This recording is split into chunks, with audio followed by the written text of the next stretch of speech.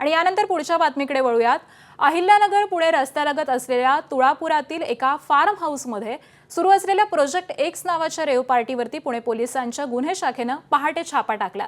या कारवाईमध्ये मद्यधुंद अवस्थेतील तरुण तरुणी आढळून आले। पहाटेपर्यंत सुरू असलेल्या या पार्टीमधून पोलिसांनी गांजा, हुक्का ओढण्यासाठी वापरली जाणारी सुगंधी तंबाखू त्याबरोबरच मद्यसाठा जप्त केला। पार्टी आयोजक 7 जणांसह 78 जणांविरोधामध्ये लोणीकंद पोलीस ठाण्यात गुन्हा दाखल करण्यात आला।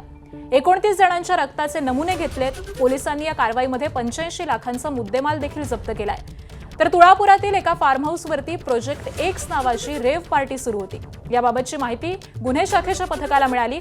त्यानंतर पोलिसांनी छापा टाकून ही कारवाई केली आहे। पार्टी आयोजक 7 जण, 14 बाउन्सर्स, कर्णकर्कश आवाजात गीत सादर करणारे 5 डीजे, विद्युत रोषणाई करणारे कारागीर पोलिसांच्या सध्या ताब्यात आहेत। आणि दरम्यान हा बंगला पोलिसांनी सील केलाय।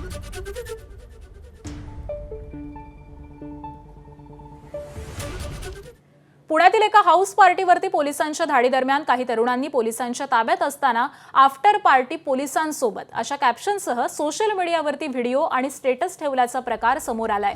यावरून पार्टीमध्ये धांगडधिंगा घालणाऱ्या मुलांची मुजोरी दिसून येते।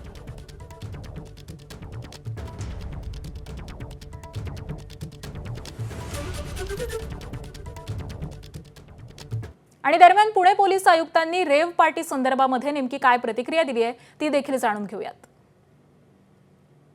आपल्या सोबत स्वतः पोलीस आयुक्त सर आहेत।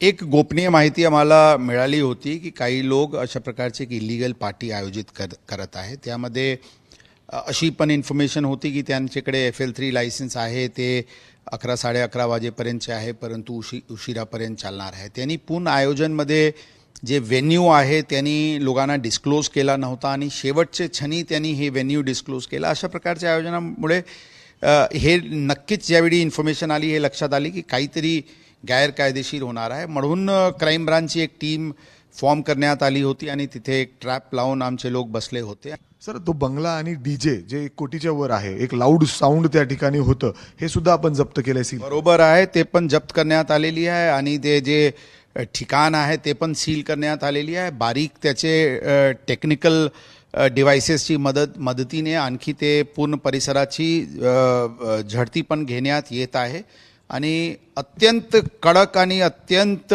परिणामकारक कारवाई आरोपींवर होईल, जेणेकरून याचे पुढे कोणी अशा प्रकारचे कृत्य करण्याची हिम्मत करणार नाही, या भूमिकाची आम्ही आहे। बरोबर आहे, मी सांगितले हे आयोजन मोठ्या प्रमाणात करण्यात आली होती आणि खरं हे टिप आम्हाला भेटला होता। म्हणून पूर्ण प्रॉपर प्लॅनिंगनी ही कारवाई क्राईम ब्रांचची टीमनी केलेली आहे। त्यांनी ऑर्गनायझर्स काही बरेचशी गोष्टी गोपनीय ठेवत असताना पण ही कारवाई पोलीस दलांकडून झालेली आहे।